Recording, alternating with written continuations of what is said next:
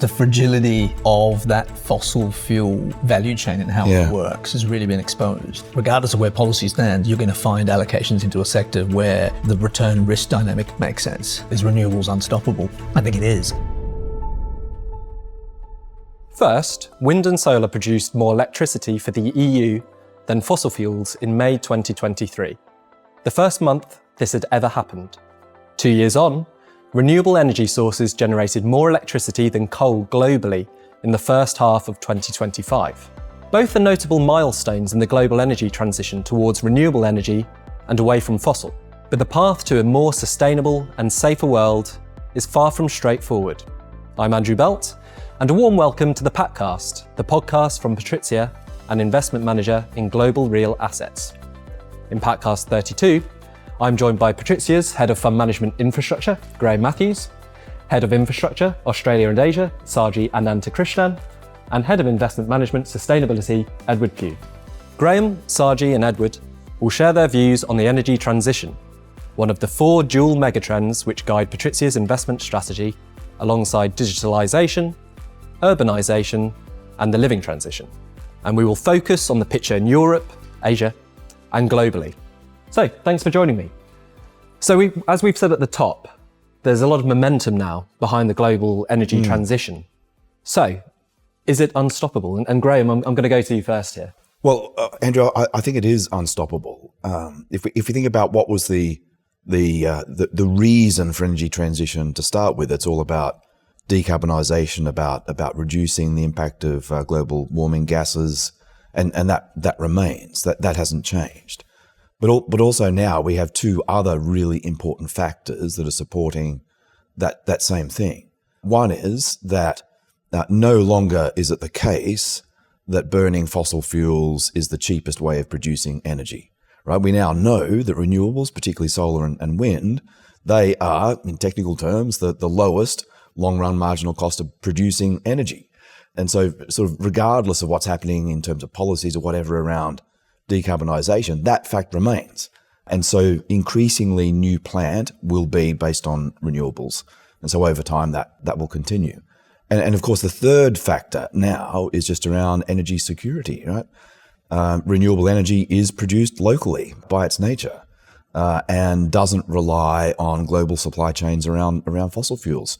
So 3 important reasons that mean that the global energy transition is unstoppable. And Saji, what do you have to add to Graham's comments there? No, I'm 100% agree. And I think that picking up on the last point of energy security, I mean, that's something that's very unique to Asia. So 80% of oil and gas, which, goes through the Straits of Hormuz, goes to Asia.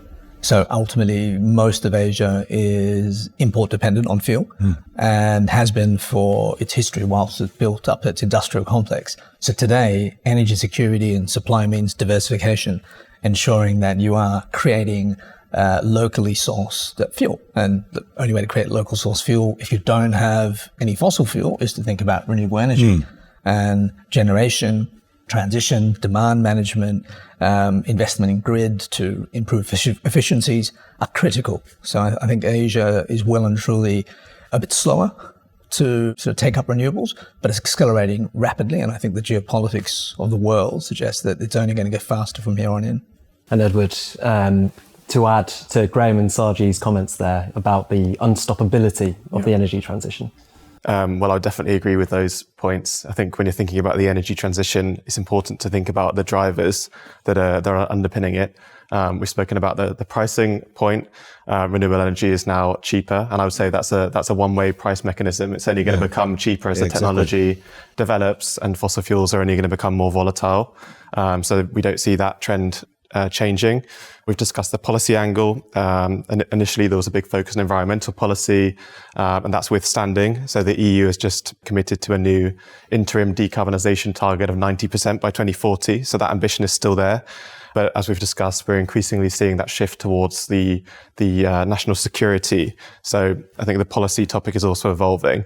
And what we haven't really touched on is the market angle. So if you look at real estate, there's a strong drive from the occupier side. Lenders, insurers are increasingly recognizing this energy transition. So I think our conviction is held up by several pillars. So we don't see that going away anytime soon. And that's quite an important point, isn't it? Because if there are parties out there that aren't following the energy transition, they'll end up owning stranded assets, and that will end up hurting them in terms of financial returns on those assets. Yeah, exactly, and that's also creating opportunity. 100%. I think, look, the reality is, when renewables started, it was a subsidy-driven industry. But today, if we look at across the world and our client base, it's driven by corporate demand. Because mathematically it makes sense. From a security perspective, it makes sense. And, corporates understand that, having diversified, sources of fuel are critical to sort of managing their businesses. So demand, economics and objectives politically as well, very much driving the energy transition. We'll return to maybe the US elephant in the room at a later stage of this conversation. But what I want to do first is look at Europe. It's our home market. We're invested all across Europe. And I wanted to get a sense from you, Graham, about where we see the greatest opportunities and the tailwinds behind the energy transition in the continent right now. Yeah, and from an investment perspective, investing in energy transition in Europe is a very good place to be investing because you just have such a diverse range of opportunity to invest in decarbonisation. Yeah, when we think about sort of energy transition and decarbonisation, our minds sort of automatically think about wind and solar, but it's about much more than that. And if you look at the European landscape, you can see that. You can see that in terms of what we're already investing in. We're investing in energy from waste and district heating networks. We're investing in biofuels and cogeneration. We're investing in storage and technologies that help all of that work together.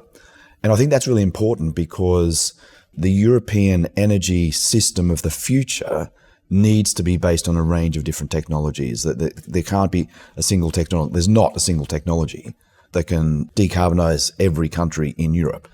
And that really plays to the concept of energy systems becoming more distributed, more disaggregated, more local. That improves resilience and security, but it also enables us to invest in a range of different technologies depending on the country and the market that we're investing in. And can I just press you for a few markets which are of particular interest and the opportunities you see maybe in those markets, so where the priorities lie for the infrastructure activity in Europe? Yeah, and it does depend on the market. So different countries have different networks, different systems, different priorities in terms of policy and achieving energy security and decarbonisation. So, we are a significant investor in the Nordics around energy from waste and district heating, and that's going to continue to be a big area of focus for us. In southern Europe, in Italy, we're a significant investor in biofuels and energy and waste efficiency, and that's going to continue for us as well. In Germany, very much a home market. We're investing in technology around energy efficiency and things like EV charging. Again, that's going to be another big area for us to continue to invest. Touching upon a few different markets and where the interests maybe diverge and based on the demand and what those countries need. Yeah, exactly. And, I now want to move on to Asia, a continent which is perhaps experiencing some of the challenges from climate change and what's going on there, and some markets which are at different stages of development as well. So, with Graham having talked to us about Europe and where the focus is from a PATRIZIA perspective and where the demand is as well. Saji, could you give us a flavour of what's going on in Asia with the energy transition and where you see the greatest opportunities? Sure. I mean, there's obviously lots of ways of segmenting Asia, but maybe keeping it simple, you've got North Asia, which is the more industrialized Asia, and you've got Southern Asia, which is the more emerging component.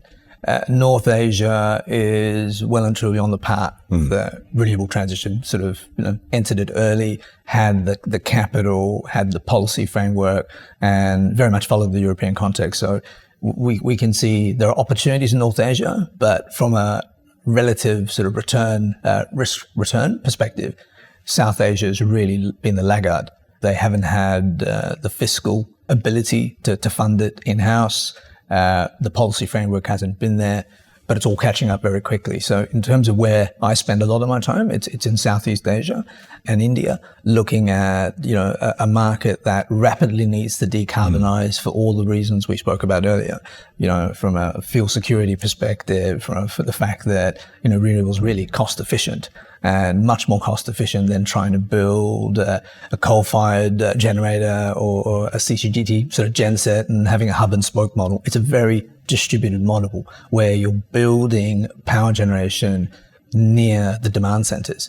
And that's where a lot of our attention is. So from Philippines to Thailand to Malaysia to Vietnam, they're all at different points in the journey, but there is so much, carbon abatement that needs to happen, and all of that is going to happen through private capital.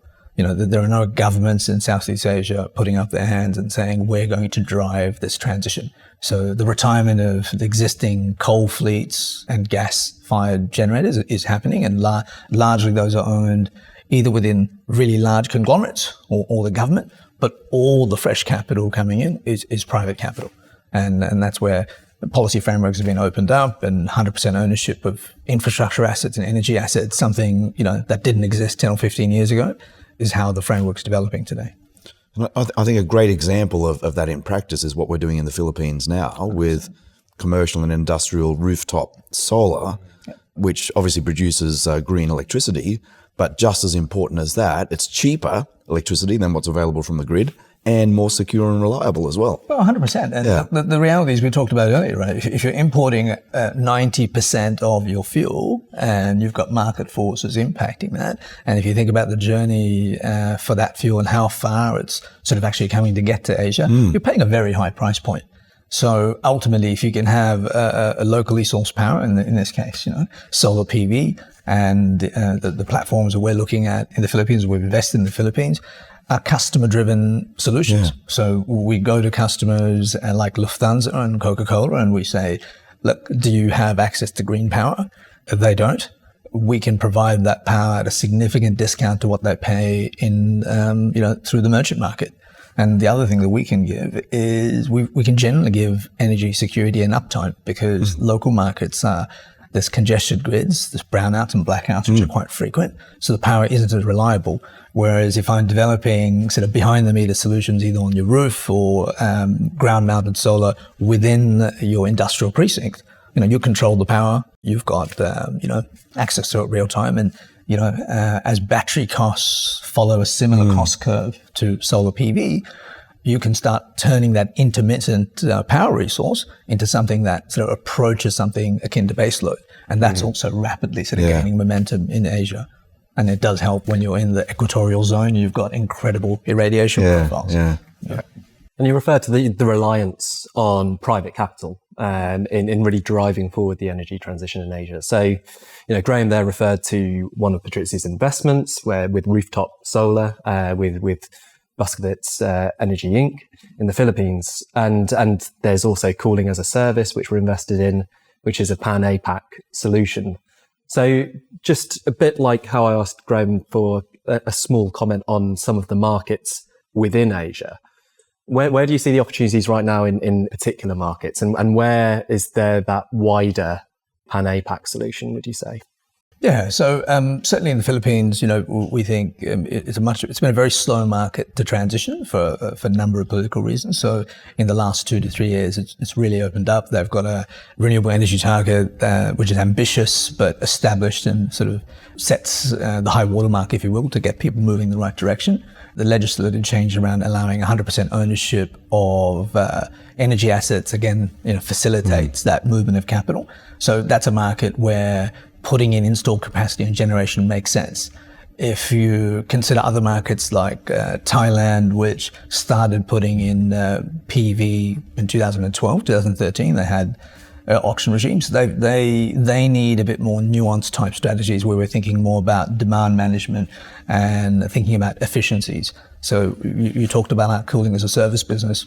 That business started off in Singapore, but is rapidly moving into markets like Thailand, India, where PV is already penetrated, but ultimately demand management will mean that you can be more efficient around the usage of energy, because you're still, even if you've got, PV in India, you still got the grid losses issue that you can't get around. So if you can be more efficient about the energy that you do have, you can make dramatic savings. So in all those markets are at different stages, and we tend to look at each market and see, well, where are you on the chain? Do you need a lot of generation, or are you a bit more mature and we start looking at the demand management scenario and thinking about efficiency initiatives? So a nuanced picture, and you know, as Graham, you referred to earlier, a diversified range of solutions which are available depending on the market, how mature it is, and where those opportunities are, and the right price points as well. So really great to get European and Asian viewpoint on energy transition infrastructure. But obviously we are an investment manager for real assets, which also covers real estate. And Edward, I want to bring you in now to ask you where you see the greatest opportunities in decarbonising our portfolio and what we're doing on the real estate side to complement the infrastructure energy transition work we're doing. Well, I'd actually start by saying that, you know, when you're investing in the energy transition, it's actually helpful not to think about real estate and infrastructure in isolation as asset classes. You know, the energy transition is really a megatrend that's concerning the whole built environment. What we're actually seeing is that there are interesting opportunities at the convergence of real estate and infrastructure. I would say when we're investing in real estate, we're increasingly thinking about the health of the system in which we're investing. So what is the local energy infrastructure, but also social infrastructure, digital infrastructure, climate resilience. So I think looking at that context when you're investing in real estate from an infrastructure perspective is also really important. Obviously, the real estate industry is going through a structural transition. So transitioning from brown to green essentially is a major challenge facing the whole industry. And I think in the new investment cycle, there's a clear opportunity to capitalize on this by repositioning real estate assets from brown to green. I think another interesting angle at the convergence of real estate and infrastructure is that you can actually expand the value pool of your real estate investments by essentially deploying energy infrastructure across your portfolio. So look at the logistics sector, for example, we're essentially deploying energy infrastructure to provide energy as a service to the occupiers. And that's producing new income streams that can be capitalized. So there's lots of different ways you can find opportunity, but I think it's interesting to think about the built environment and real estate and infrastructure quite holistically when you're investing in the energy transition.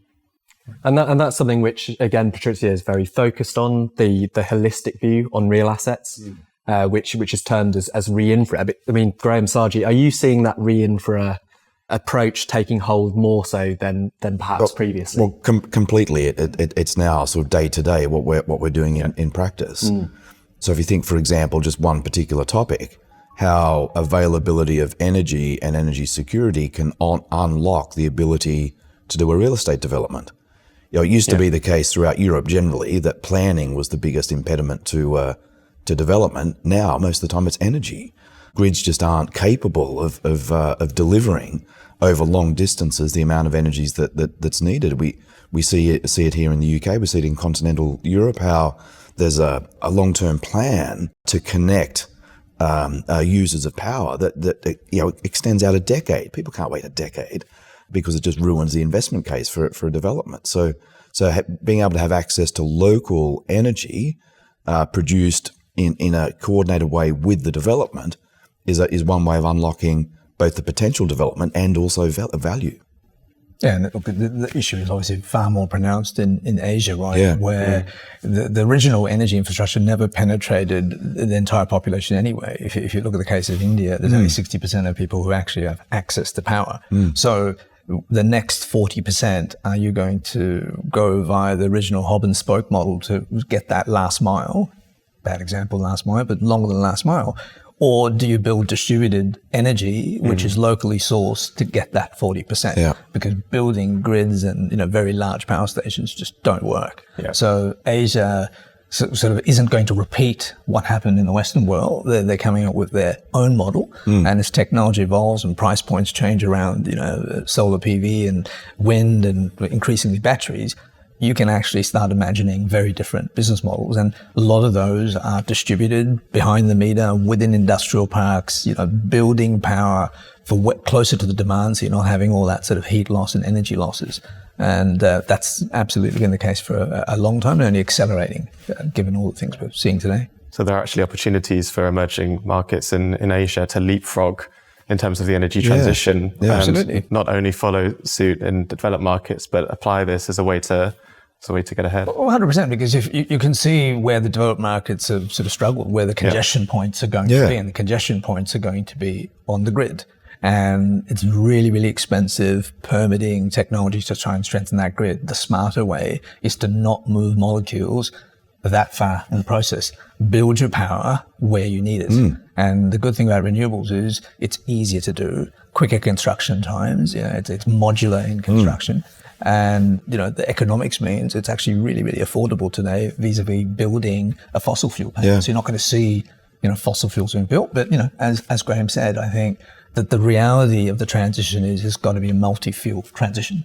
And that's because of geography, the way different countries are placed in the energy curve. Look, some people have access to hydro, others don't. Southern Spain obviously has incredible irradiation patterns. So you've got to design your policy around what your natural strengths are and then look to supplement that with other sources. And that's going to be the trick. Yeah. And interesting, the pace of change and there being first movers and then being able to take a look at what's working. As you say, in Asia, it wasn't a first mover like perhaps Europe was, but able to take what did work and then craft that to do it right at the first stage. 100%. Where Europe might have had those mistakes being a first mover, that's naturally going to happen. And I suppose with markets such as, hydrogen, which is being talked about in the future as well, and there's plans happening now. But you need to have those first movers to open up the market and then refine it and get it to a stage where it's fully functioning and more economically viable. So really, really interesting point.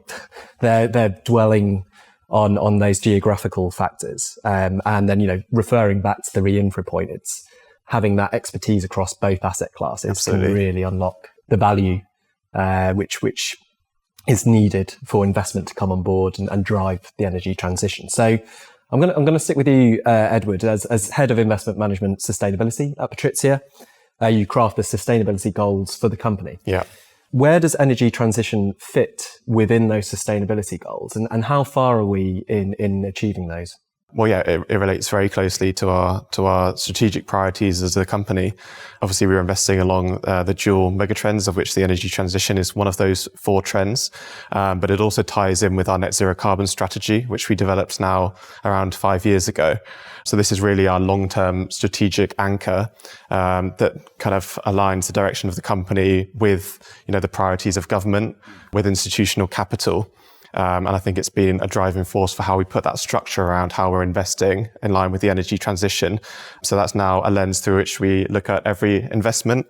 So we're not only investing in thematically in energy transition infrastructure to address that structural undersupply, but also looking at climate risk in terms of every deal that we're doing to see where repositioning an asset from brown to green could be accretive. So we're quite far into that journey now. I would say we've got a proven track record of actually delivering on that.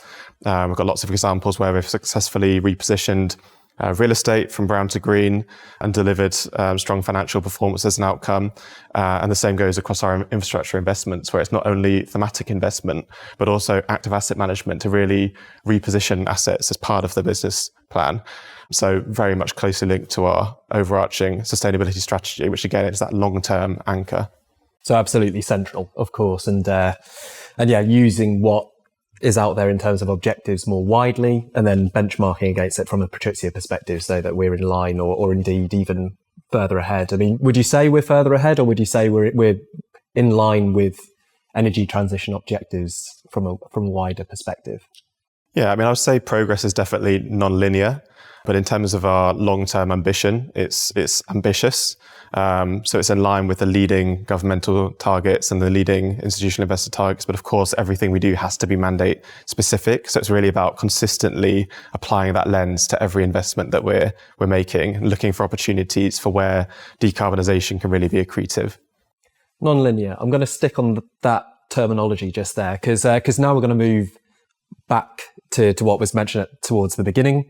We're speaking about great progress in Europe and Asia and the different investments which you can do to really drive the energy transition. But of course, there is the US, a major market and some less, warm reception towards the energy transition with the current administration. So, is it all well and good that we can be doing such great work in other countries and markets, but if the US are not playing ball in that respect, how detrimental is it to the energy transition? And Graham, I'm going to start with you. Yeah, that's a good question, Andrew. And I think if we were sort of asking this question sort of 15 years ago, we'd say it's very detrimental. But the world's moved on for all the reasons we've been talking about. So the policy imperative to decarbonisation is important, but it's actually not what's going to drive decarbonisation going forward. It's the simple things like it's actually lower cost to produce renewable energy. So sort of regardless of the US administration's policy stance on that, it's going to happen anyway. And of course, on the one hand, the US administration is trying to slow down the trend towards decarbonisation from a policy perspective. But on the other hand, that same administration in its international adventures is just proving the importance of energy security, right? So, for those reasons, the US administration is obviously very important, but actually not critical in terms of driving where the world's going to go on decarbonisation. Well, I agree. Taking the controversial point there, what's happened in the last few weeks is the fragility of that fossil fuel value chain and how it works has really been exposed. So the cost of relying on fossil fuels now is a lot more exaggerated or aggravated compared to the way people looked at the price of oil. The price of oil at whatever level it is, $100 or $80, only exists while everything works and those supply chains are working. When those supply chains are broken, and if you're 100% or 90% reliant on $100 worth of oil, then you've got significant issues for your industrial growth perspective. Yeah. So I think we will see, alternative fuel sources having to be developed just to manage what has always been an obvious risk, but now it's, pronounced. And I think all governments, and you can certainly see this in Asia in the last sort of 3 weeks, we've seen sort of food shortages, fuel rationing, 4-day-a-week, COVID-like scenarios, sort of depending on the geography. And this is the reality of how fragile that value chain was. And if you don't control it and you rely on sort of global partners, then you do have a risk to the system. Yeah. I think the second point, which is relevant around the US, is just the size of the capital market. So notwithstanding the policy point, it remains one of the largest allocators of capital. Yes. So we do need that pool to keep allocating to make that transition. So that becomes the sort of the dynamic. I think to date they continue to allocate, but certainly if policy was more favourable, we might see more allocation from that market. So that's probably another sort of link into the US market we need to be aware of. Yeah, and building on what you're saying, I think it's quite helpful to think of it not as one global energy transition, but you've got to look at it through the lens of each region's geopolitical and economic priorities. So maybe the US, its priorities right now are competitiveness and maybe more in line with sort of energy dominance, and a lot of that is obviously fossil fuel based. But when you look at the priorities of Europe and parts of APAC, it's much more about energy independence, energy security. So I think that local framing is really important. And even, within the US, it's not just one market. If you look at New York, for example, New York has some of the strongest climate policy when it comes to real estate. Yeah. So it's really polarized and not a clear picture just within the US. So I think it's really important to look at that kind of geographical perspective when you're thinking about not just one transition, but separate transitions happening across the world.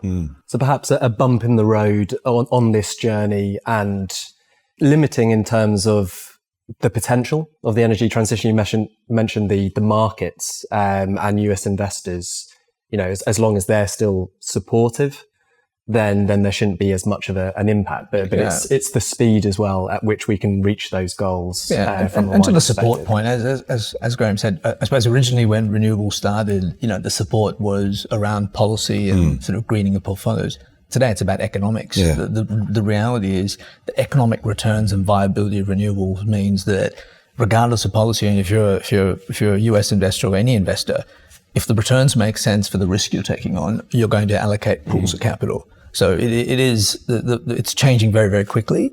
Regardless of where policy stands, you're going to find allocations into a sector where the return risk dynamic makes sense. And that certainly is what we're seeing. And I think that'll be accelerated through the energy independence argument. Yeah. You know, we started by talking about, is renewables unstoppable?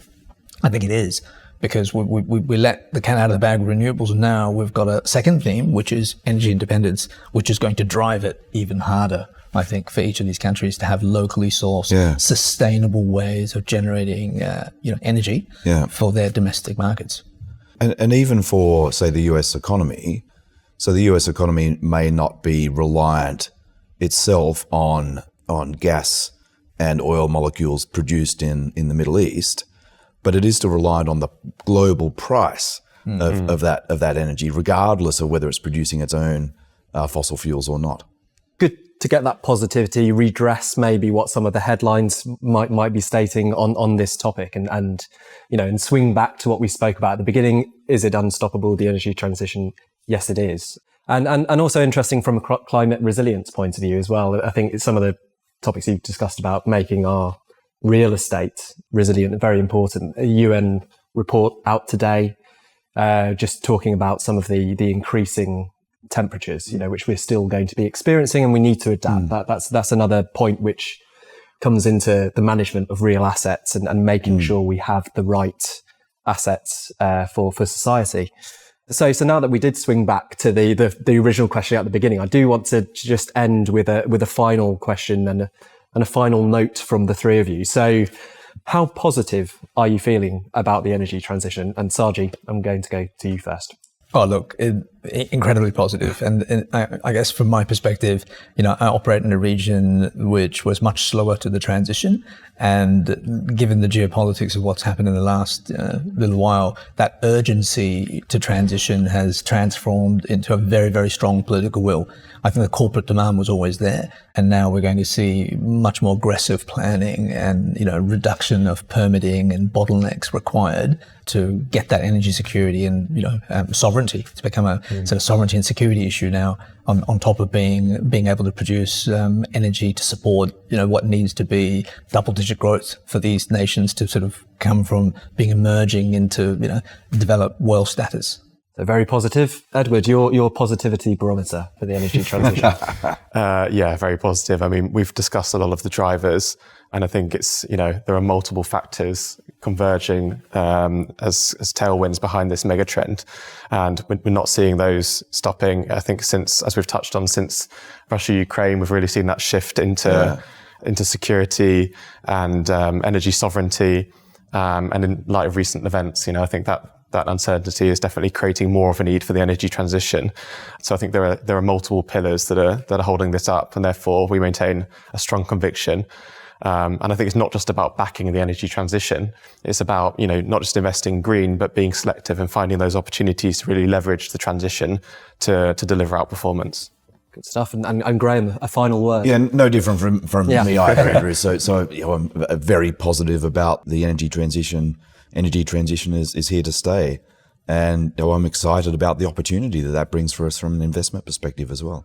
Fantastic. So there you have it from our discussion point on, is the energy transition unstoppable? We believe yes, that it is. And I want to thank Graham, Saji and Edward for your contributions. And to thank you for watching or listening to the Patcast, the podcast from PATRIZIA. You can follow us on LinkedIn, and do keep an eye out for our episodes on YouTube, Spotify, Apple Podcasts, or wherever you listen to us. Thank you.